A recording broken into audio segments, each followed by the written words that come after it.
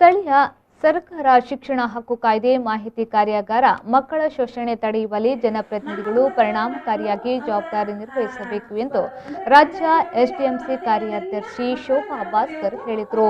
ಅವರು ಪಡಿ ಸಂಸ್ಥೆ ಮಂಗಳೂರು ಹಾಗೂ ಪುರಸಭೆ ಕಾರ್ಕಳ ಇವುಗಳ ಆಶ್ರಯದಲ್ಲಿ ಸ್ಥಳೀಯ ಸರ್ಕಾರ ಮತ್ತು ಶಿಕ್ಷಣ ಹಕ್ಕು ಕಾಯ್ದೆ 2009 ಸ್ಥಳೀಯ ಸರ್ಕಾರದ ಆಡಳಿತದಲ್ಲಿ ಮಕ್ಕಳು ಎಂಬ ವಿಷಯದ ಕುರಿತು ಪುರಸಭೆ ಚುನಾಯಿತ ಸದಸ್ಯರಿಗೆ ಪುರಸಭಾ ಕಚೇರಿಯಲ್ಲಿ ನಡೆದ ತರಬೇತಿ ಕಾರ್ಯಾಗಾರದಲ್ಲಿ ಮಾಹಿತಿಯನ್ನ ನೀಡಿದರು.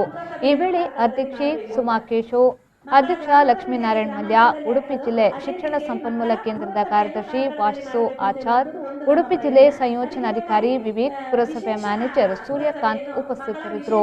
ಪುರಸಭೆಯ ಸದಸ್ಯರು ಉಪಸ್ಥಿತರಿದ್ದು ಮಾಹಿತಿಯನ್ನ ಪಡೆದುಕೊಂಡು ಗುಂಪು ಚರ್ಚೆ ನಡೆಸಿದರು.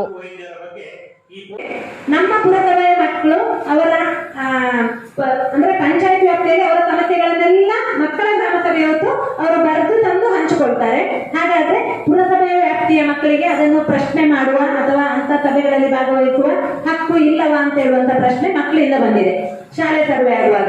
ಹಾಗಾಗಿ ಕಾರ್ಕಳ ಪುರಸಭೆ ವ್ಯಾಪ್ತಿಯ ಮಕ್ಕಳನ್ನೆಲ್ಲ ಸೇರಿಸಿಕೊಂಡು ನಾವೊಂದು ಉತ್ತಮವಾದ ಮಕ್ಕಳ ಪುರಸಭೆಯನ್ನು ಕಾರ್ಕಳದಲ್ಲಿ ಮಾಡಬೇಕು ಅಂತ